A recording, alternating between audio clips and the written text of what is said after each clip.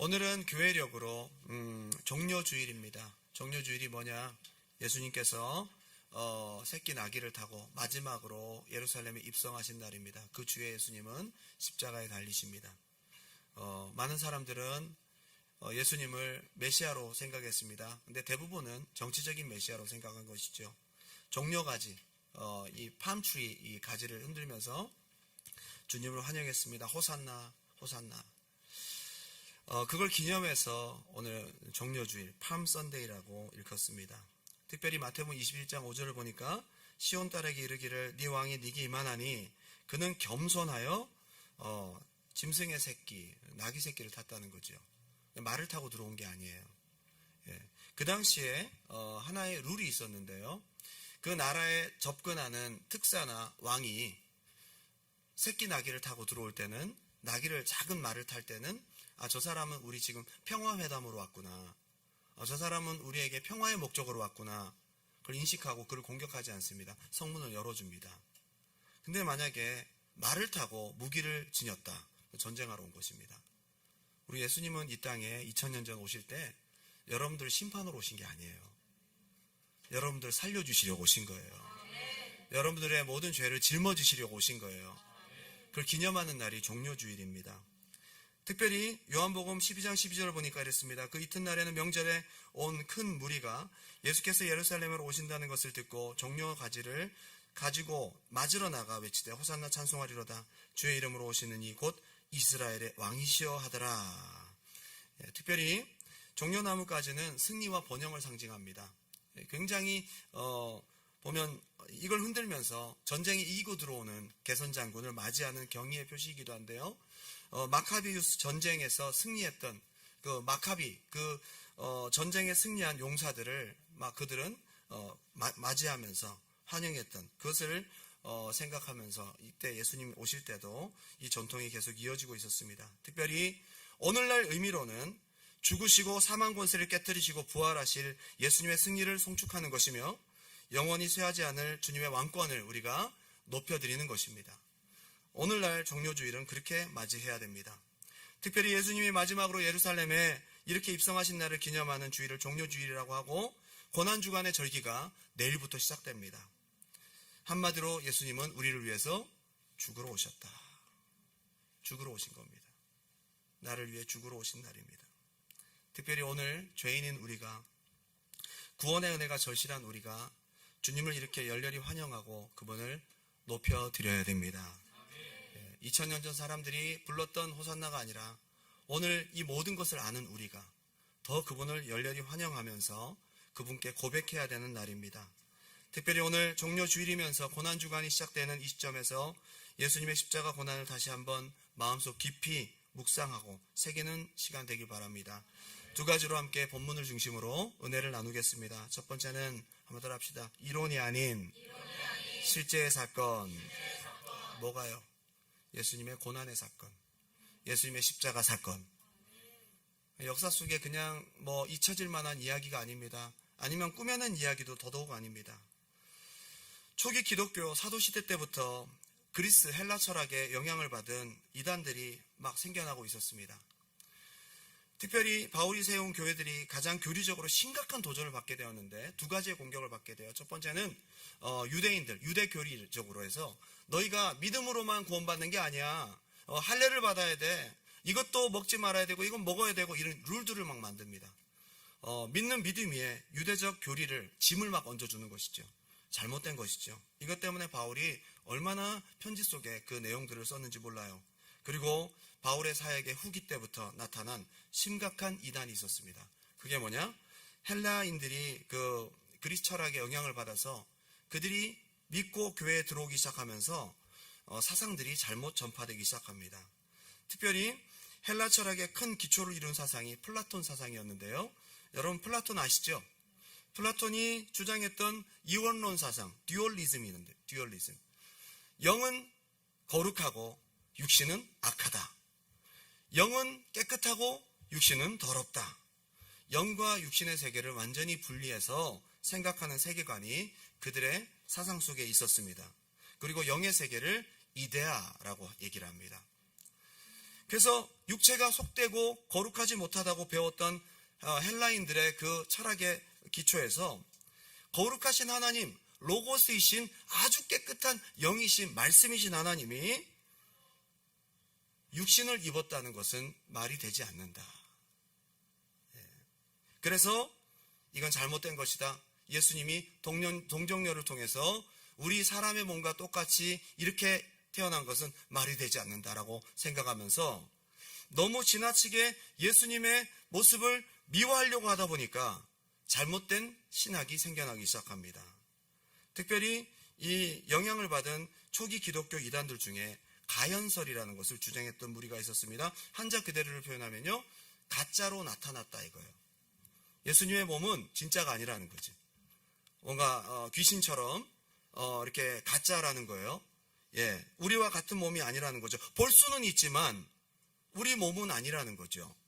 그래서 뭐 무리를 걸은 사건이라든지 아니면 이제 갇힌 공간에서 예수님이 갑자기 공간을 초월해서 나타난 장면이라든지 그걸 보면서 봐라, 예수님은 우리처럼 진짜 몸을 가지고 있었던 게 아니다 라고 얘기를 하기 시작합니다.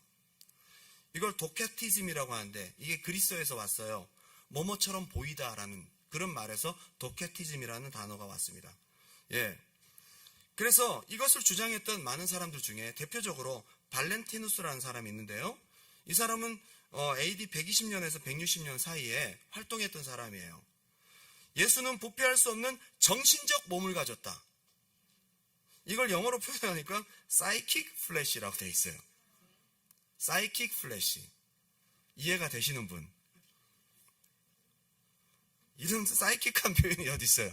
psychic flesh라고. 예수의 몸은 우리랑 같은 몸이 아니야. 우리 몸은 더러운 것인데 왜 우리랑 똑같은 몸을 입었느냐라고 반론을 제기하면서 또 다른 몸이라고 얘기를 하는 것이죠. 그리고 이 마리아를 통해서 인카네이션 된 것을 어떻게 표현을 하냐면 물이 수도관을 통해서 흘러나온 것처럼 그냥 마리아의 태는 수도관에 해당되는 거예요. 그냥 쭉 미끄러져서 나온 거예요. 인간의 몸이 만들어진 과정을 인정하지 않습니다. 그런데 이 도케티즘의 가장 유명한 사람이 있어요. 이 사람이 마르시온이라는 사람인데요. 그 사람은 선원이었습니다. 2세기 로마에 그 교회에 입교하게 되었고 처음에는 독실한 크리스찬처럼 이렇게 되었는데 점점 그가 가지고 있었던 이 세계관에서 잘못된 이론을 만들어내기 시작합니다. 특별히 마르시온이 누가복음이 있다가 누가복음 앞부분은 잘못됐어. 예수님이 마리아를 통해서 태어난 것도 잘못이지만 누가복음에 보면 예수님이 그죠? 그 12세 12살 때 나오잖아요. 그런 모든 유아 시절의 내용들을 삭제해 버렸어요. 그리고 마르시온에 해당되는 마르시온이 주장한 누가복음의 성경은 어디부터 인정되느냐 하면 갑자기 예수님이 성인에 대해서 훅 들어옵니다. 출생을 알 수가 없다 이거예요. 어느 날 갑자기 나타났어요. 마르시온은 예수님을 그렇게 표현하고 있어요. 인간의 육체를 입지 않았다는 겁니다. 여러분 그렇게 되면 어떤 문제가 생기냐면 우리가 지은 죄에 대해서 그분이 몸을 입고 우리 죄를 대신할 수가 없는 거예요. 그죠?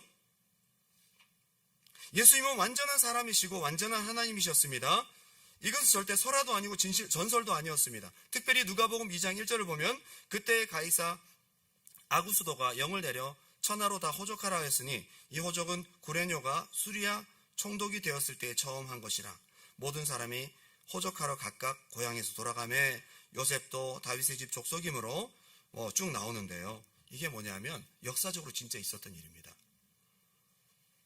그 역사 속에서 예수님이 계셨던 거죠. 예수님은 우리를 위해 실제로 인간의 몸을 입으시고 역사적인 히스토리컬한 피처로 나타나셨다. 그분은 실제로 새끼 나귀를 타고 입성하셨고 실제로 채찍에 맞으셨고 실제로 십자가에 달려 돌아가셨다.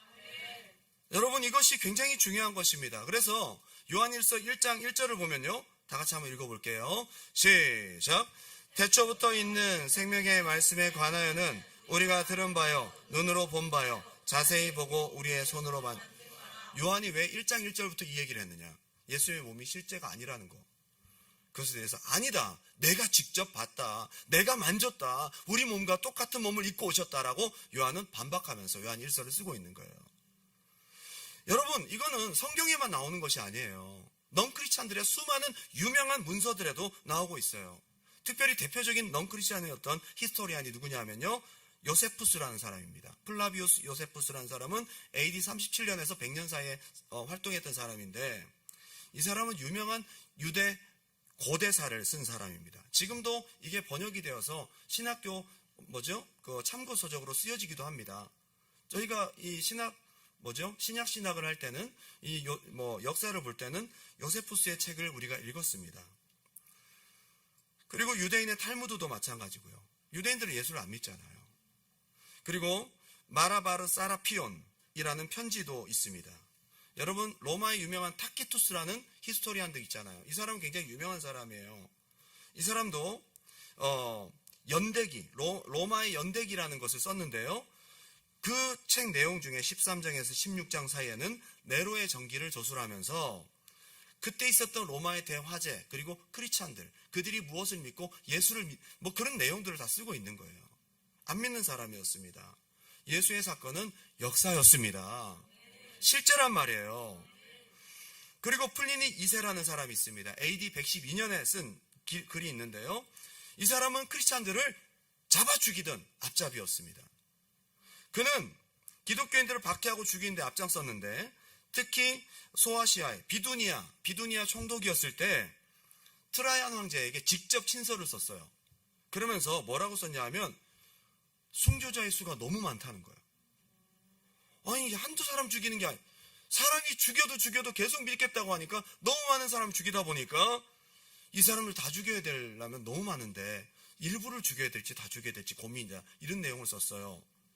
그들은 새벽에 일정한 날 모이는 습관이 있고 그리스도에게 신으로서 반복되는 찬양을 불렀고 엄숙한 선서로서 악의 모든 행동을 금하기로 서로 약속하고 사기나 도둑질, 간음, 거짓 증거를 하지 않으며 자신의 믿음을 죽기까지 끝까지 부인하지 않았다라고 얘기를 합니다. 여러분, 이거는 넌크리스찬들이 쓴 글이에요. 터툴리안의 기록도 AD 197년에 있고요. 특별히 탈루스라는 사람이 AD 52년에 굉장히 놀라운 글을 썼습니다. 예수님이 십자가에 달려 돌아가실 때에 그 현장에서 3시간 동안 해가 빛을 잃었다. 이건 솔라 이클립스였거든요. 그건 굉장히 특별한, 근데 그게 일정의 어떤 솔라 이클립스가 될 수 있는 사이클이 아니었어요. 갑자기 해가 어두워진 것입니다. 이 사람이 이것에 대해서 쓰고 있어요. 십자가 사망 당시 발생한 3시간가량의 이상한 어두움에 대한 해답을 제시하는 것으로 그는 글을 쓰고 있습니다. 진짜 있었던 일인 거예요. 그리고 필레곤이라는 사람의 기록도 탈루스의 기록을 뒷받침해주는 기록입니다. 여러분, 진짜 있었던 일입니다. 게리 하버마스라는 박사가 있습니다. 역사적 예수, The Historical Jesus라는 책을 그가 쓰면서 예수에 대한 생애의 고대 자료는 45개가 있다고 얘기를 하는데, 그것도 아주 정통한, 아주 분명한 책들, 검증된 기록들입니다. 그 중에서 넌크리스찬들이 쓴 것이 17개였고요. 그 17개 중에서 12개가 예수의 십자가 죽음에 대한 얘기를 하고 있는 거예요. 여러분, 십자가 사건은요, 실제였습니다. 십자가 사형은 실제 로마 사람들이 포로나 흉악범들을 죽이기 위해 가장 잔인하게 고안된 처형 방법이었습니다. 십자가의 형태가 여러 가지였어요. 한 가지만 있는 게 아니에요. 12가지 형태가 있어요. X자형 십자가도 있습니다. 높이나 사이즈도 다 달라요. 그런데 이 십자가형에 대한 이 기록들은 많이 있지만 1968년도에 무더운 여름 한 무덤에서 십자가형으로 죽은 한 청년의 시신이 발견됩니다. 이름은 요하난 벤 하콜이라는 24살에서 28살 사이에 죽은 청년입니다. 무슨 죄목으로 죽었는지 모르겠지만 십자가에 죽은 것은 분명합니다. 그런데 요하난의 그 발뒤꿈치에 박힌 이 거대한 쇠못을 빼내질 못해서 가족들이 어떻게 이걸 장사를 해야 될까 하다가 하는 수 없이 십자가 사형 틀에 나무 일부 쪼개진 그 나무하고 그 박힌 못을 그대로 장사 지낸 바 됐습니다. 그래서 그게 그대로 역사 속에 드러났습니다. 십자가형은 사실이었구나. 그냥 우리를 감동시키려고 만든 이야기가 아니라는 거예요. 사탄은 우리를 위한 주님의 생애, 실제적인 주님의 죽으심과 부활을 통해 우리에게 구원을 주시는 이 놀라운 은혜를 여러분 속에서 빼앗고자 하는 것입니다. 여러분을 위한 예수님의 고난은 실제였습니다. 요한복음 19장 31절, 이날은 준비일이라 유대인들은 그 안식일이 큰 날이므로 그 안식일에 시체들을 십자가에 두지 아니하려 하여 빌라도에게 그들의 다리를 꺾어 시체를 치워달라 하니 군인들이 가서 예수와 함께 못 박힌 첫째 사람과 또 그 다른 사람의 다리를 꺾고 예수께 이르러서는 이미 죽으신 것을 보고 다리를 꺾지 아니하고 그중 한 군인이 창으로 옆구리를 찌르니 곧 피와 물이 나오더라. 의학적으로 이미 증명된 사실입니다. 이미 피가 죽은 다음에 응고가 돼서 혈청과 분리가 되잖아요. 그럼 밑으로 내려앉은 피와 혈청이 분리돼서 나오는데 그게 물과 피가라고 얘기하고 있어요. 요한은 이것을 실제적인 우리의 몸과 같은 몸이라고 표현하고 있는 거예요. 요한복음이 쓰여질 당시에도 예수의 몸은 팬텀이야. 우리가 보여지는 그냥 도케티즘, 그냥 보여지는 것뿐이라고. 우리랑 다른 몸이야. 어떻게 영이신 하나님이 우리의 육신을 입을 수가 있어? 라는 것에 대해서 정확하게 반박하고 있습니다. 아니, 우리랑 같은 몸이야. 그래서 35절에 이를 본 자가 증언하였으니, 요한 자신을 말하는 거예요. 내가 직접 봤다는 거예요. 그 증언이 참이라. 요한이 그렇게 쓰고 있는 거예요. 그분은 실제로 사람들을 만나셨고, 실제로 병을 고치셨고, 실제로 죽은 자를 살리셨고, 실제로 많은 사람들 사이에서 이슈가 되시기도 하셨고, 실제로 잡히셨고, 실제로 여러분 질병으로 해서 매맞으셨고, 실제로 여러분의 죽을 죄를 위해서 십자가에 달려 죽으셨다 이 말입니다. 실제. 이게 실제가 아니면 아무런 소용이 없어요. 여러분 뭘 믿습니까? 여러분 무엇을 믿습니까? 극단적으로 가연설까지는 아니지만 오늘날 그게 실제로 믿어지지 않는 어쩌면 네오 도케티즘이 여러분 속에 있을 수도 있다 이 말이에요. 여러분 믿어지세요? 이 땅에 우리를 위해 오셨는데 가장 슬픈 사실은 예수님의 십자가에 달려 돌아가신 사실이 슬픈 것이 아니에요. 그렇게 고난을 당하고 여러분을 위해서 죽으셨는데도 안 믿고 있다는 거예요. 주님의 종료주일 고난주간이 아무런 소용이 없습니다. 여러분이 믿어야 되는 거예요. 바쁜 이 시대를 살아가고 있는 사람들의 마음속에 분주함과 무관심, 무감각, 무덤덤함으로 이 실제적 은혜, 이 크신 은혜가 우리 속에 와닿질 않는 거예요. 벌어먹고 살기 바쁜 세상에 공부하기도 바쁜데 경제적 가치도 없고 당장 믿지 않아도 아무런 소용이 없는, 아무런 표현이 되지 않는 이런 것에 내 마음을 쓰고 싶지 않아서 그냥 교회만 다니고 있다면 안타까운 일입니다. 오랫동안 교회를 다닌 여러분에게는 어떻습니까? 십자가 이야기, 1년에 한 번씩 돌아오는 고난주간 이야기는 늘 우리에게 반복되는 이야기로 생각이 될 수 있습니다. 몇 끼 금식하고 절제 좀 하고 조용히 지내고 핸드폰 좀 덜하고 그냥 습관적으로 스쳐 지나가는 그런 절기가 아닌지를 우리가 한번 생각할 수 있었으면 좋겠습니다. 한두 번 감동하고 울어볼 수는 있겠지만 계속 감동받고 울 수는 없잖아. 그래서 그냥 이 기간을 그렇게 지나버리는 거예요. 우리 교회 오신 많은 분들이 처음에는 호기심을 갖습니다. 처음에는 이상하게 보다가 나중에 점점 이 사람들이 미친 사람들 같지는 않은데 하나님 정말 살아계시긴 한 건가? 그러다가 그 호기심도 포기한 채 그냥 교회를 다니는 사람들.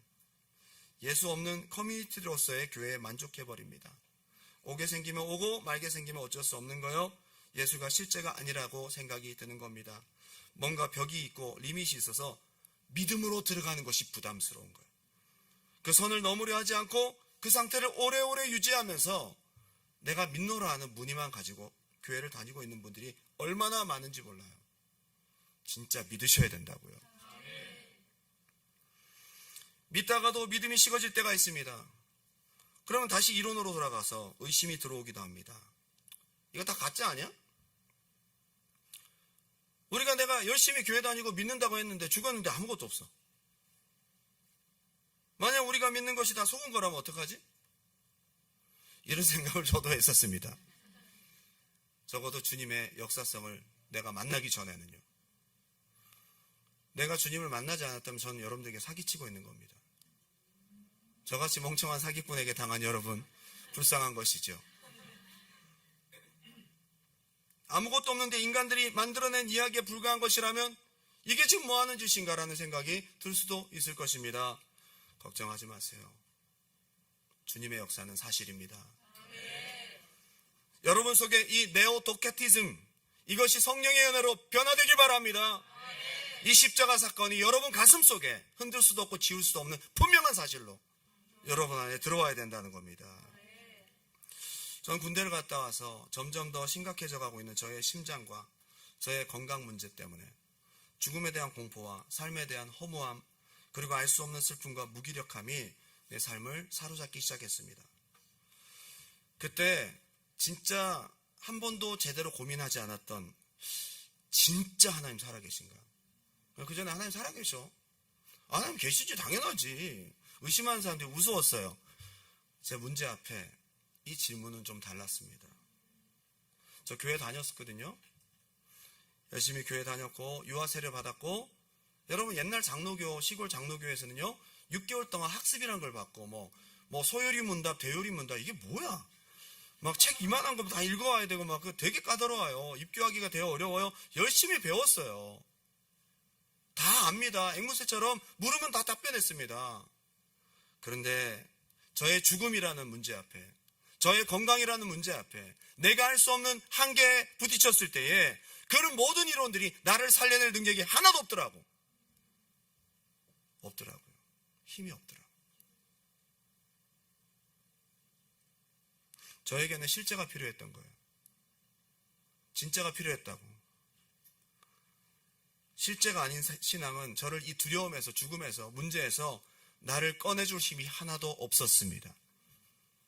저는 실제로 오신 주님 앞에, 주님을 맞이하는 여러분의 믿음도 실제이기 바랍니다. 네. 할렐루야. 네.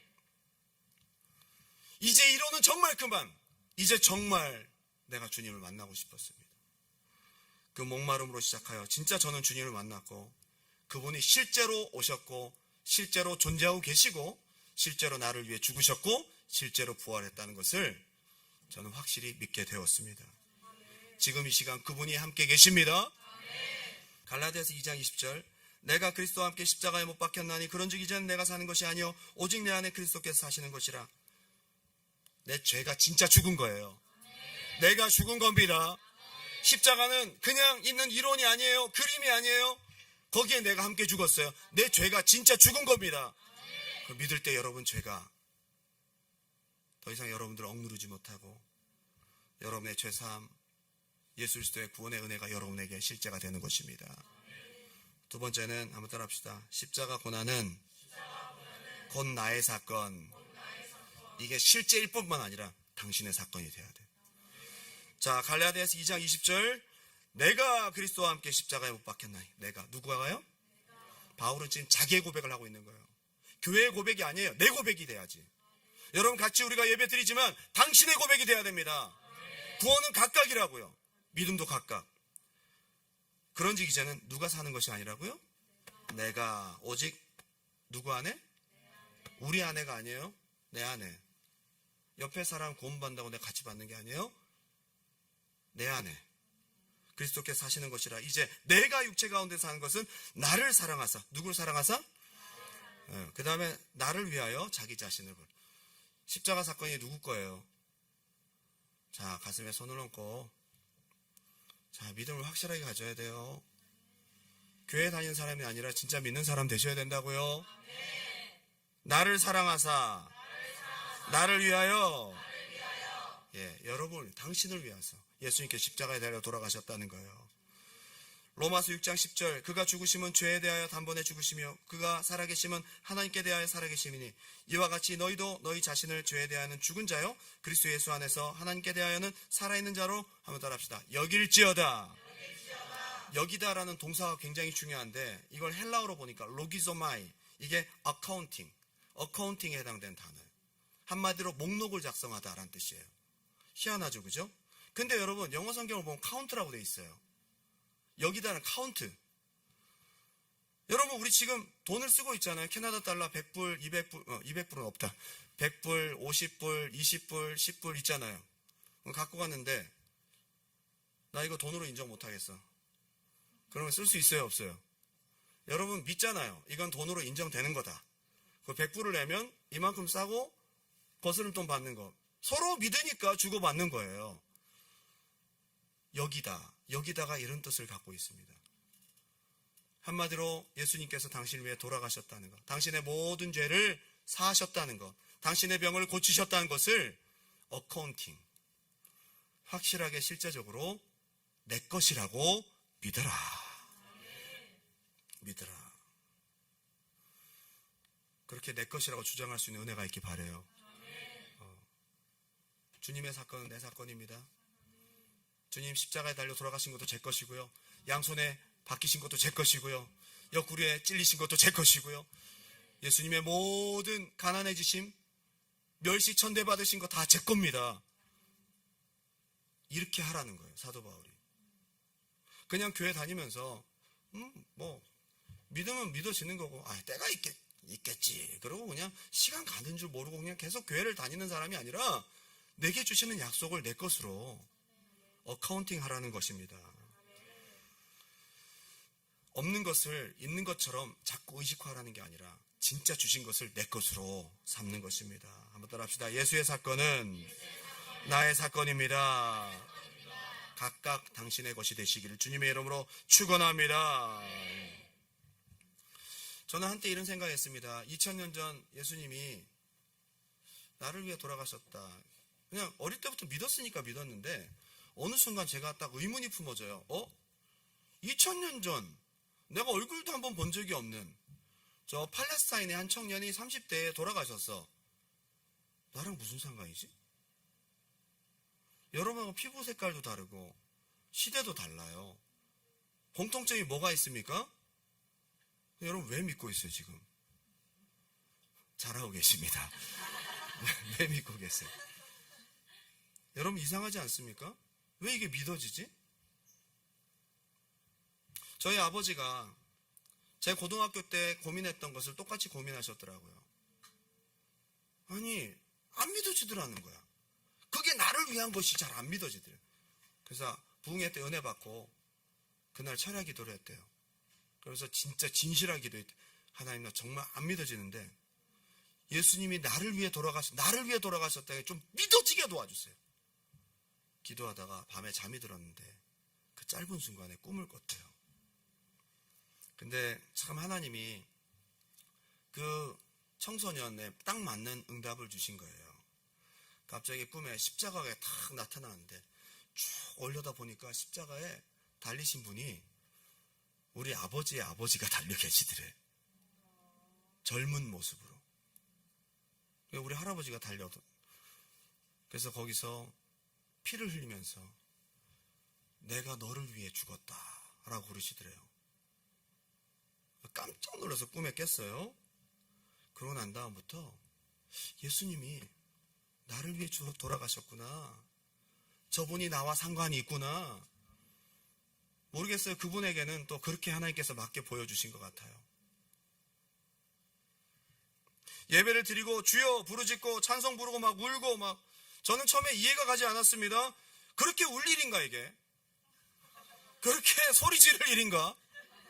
여러분 생각해 보셨어요? 여기 처음 오신 분들 제가 공감합니다. 이게 이렇게 울 일이야? 이렇게 손 들고 막 이렇게 부르짖을 일이야? 내 사건이 아니니까 저도 그랬어요. 내 사건이 아니니까 이상하게 보이는 거예요. 그런데 그러다가 진짜 예수님이 나를 위해 돌아가셨다라고 내 사건이 딱 되니까 그때부터는 눈물이 나는 거예요.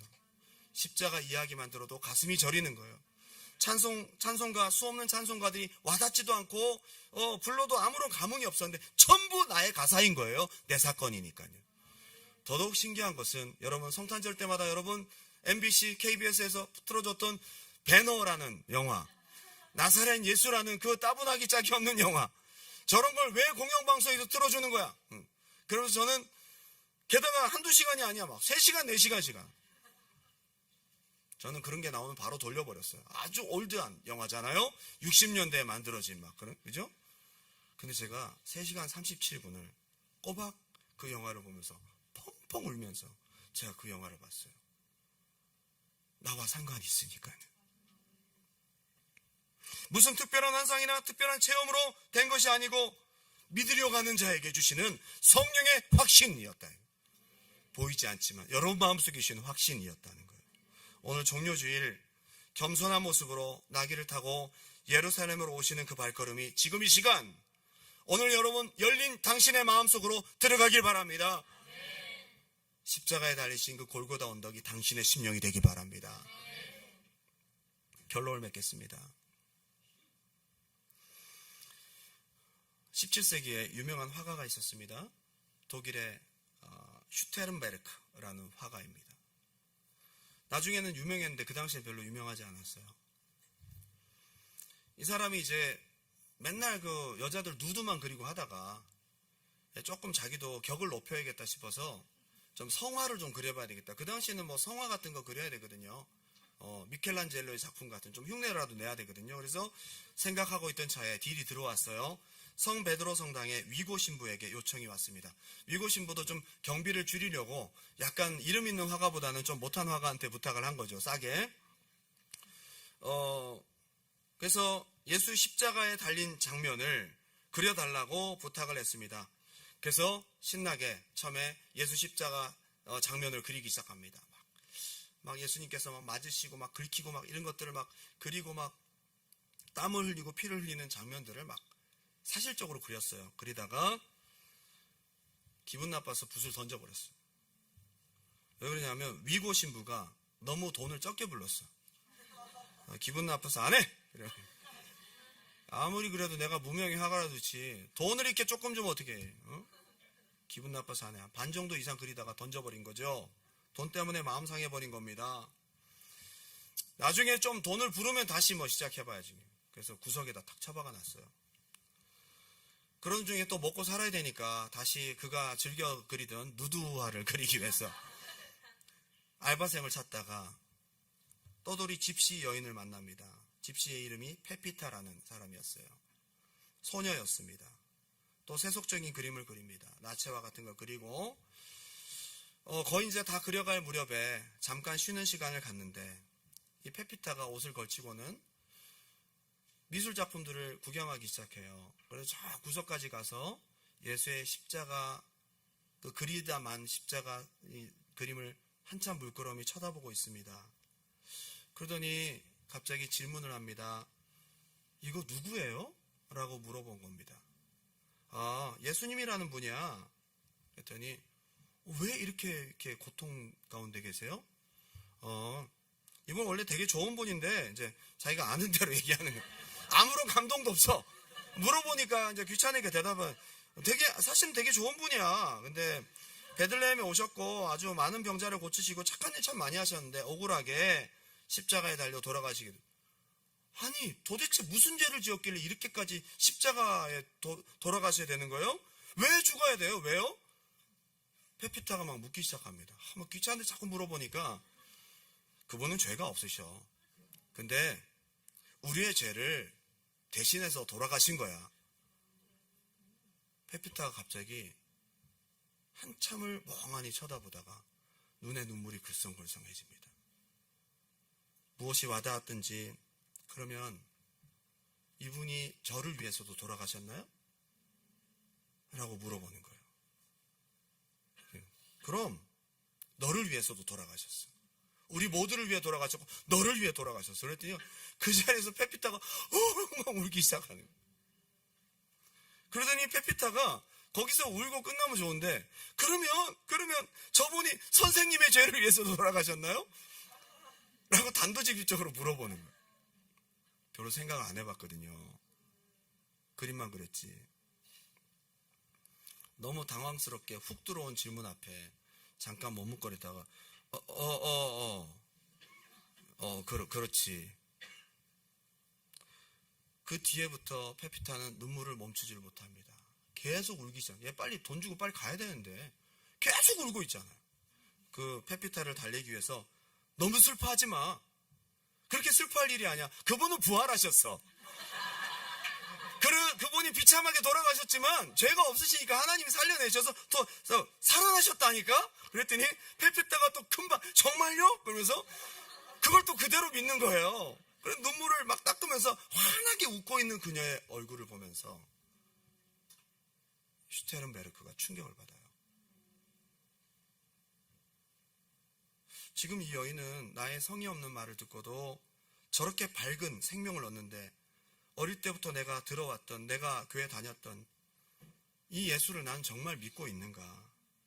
정말 예수가 나를 위해 돌아가셨다고, 예수가 정말이라고 나는 믿고 있는가? 갑자기 큰 자책감이 밀려오기 시작합니다.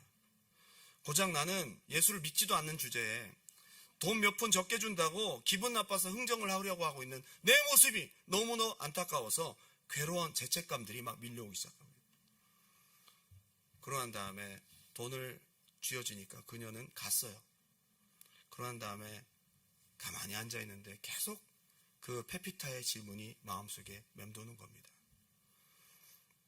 저분이 선생님의 죄를 위해서도 십자가에 달려 돌아가셨나요? 저분이 선생님의 죄를 위해서도 십자가에 달려 돌아가셨나요? 저분이 선생님의 죄를 위해서도 십자가에 달려 돌아가셨나요? 그래서 자기가 처박아 두었던 그림을 다시 꺼내서 그 앞에 있는데 갑자기 그 그림에서부터 소리가 들립니다. 제가 볼 때는 성령의 감동이었던 것 같아요. 그 그리다만 그 예수님의 그 그림에서 내 너를 위하여 몸버려 피 흘렸건만 너 나를 위하여 무엇 하느냐? 라는 질문이 들려옵니다. 그 자리에서 그 사람이 무릎을 꿇고 회심합니다. 그리고 남은 그림들을 전부 완성한 다음에 자기가 들었던 하나님의 음성을 그 밑에다 적습니다. 내 너를 위하여 몸버려 피 흘렸건만 너 나를 위하여 무엇 하느냐? 굉장히 유명한 말이죠. 이 작품이 슈테른베르크의 십자가라는 작품입니다. 여러분, 세상에는 세 종류의 사랑이 있대요. I love you because. 그죠? 여러분 다 그렇게 사랑하고 있잖아요. 너가 잘생겼으니까. 너가 예쁘니까. 너가 키가 185가 되니까. 너가 가진 차가 있으니까. because. 두 번째는 I love you if. 네가 좋아하면 나도 좋아해 볼 생각이 있어. 근데 마지막 사랑이 참 감동적입니다. I love you in spite of. 네가 아무리 죄인이라도 나는 끝까지 너를 사랑한다. 이게 바로 주님의 사랑입니다. 지금 이 시간 예수님이 날 위해 죽으셨음을 고백하며 이건 사실이고 나를 위한 사건임을 여러분 고백할 수 있는 시간 되기 바랍니다. 이 땅에 나를 위해 오신 예수님을 종려가지, 여러분 종려가지 없잖아요. 여러분 믿음의 종려가지를 들고 주님을 환영하는 시간 되었으면 좋겠습니다. 여러분 속에 있는 네오도케티즘, 형식적이고 가식적인 믿음 집어 던지고요. 그냥 귀로 들어서 아는 거 말고 진짜 당신을 위해서 십자가에 달려 돌아가셨는가? 예수님은 나를 위해 이 땅에 오셨는가? 그것에 대한 질문에 여러분 예스라고 대답할 수 있는 확신 있는 믿음이 되길 바랍니다. 마지막 찬양 올려드리고 기도할게요. 아까 우리 불렀던 찬양입니다. 모든 능력과 모든 권세. 예수님은 높고 높은 보좌를 다 버리고 당신을 위해 오셨습니다. 예전에 저는요, 예수님이 이 세상에 아무도 없고 나만 있어도 예수님이 오셨을까? 그런 질문을 하라고 선생님이 그러시더라고요. 그런 어리석은 질문이었어요. 자신이 없더라고요. 나만 있었어도 주님이 오셨을까? 그렇게 내가 가치 있는 존재가 아닌 거거든요. 근데 제가 진짜 은혜를 받고 나니까요, 나만 있었어도 예수님이 오셨을 것 같아요. 나를 위해 오셨다는 확신이 드니까요. 종려주일 예수님의 나귀 새끼를 타고 들어오는 그 발걸음이 당신 심령 안에 들어와 당신에게 주신 주님의 은혜로 풍성한 시간 되기 바랍니다.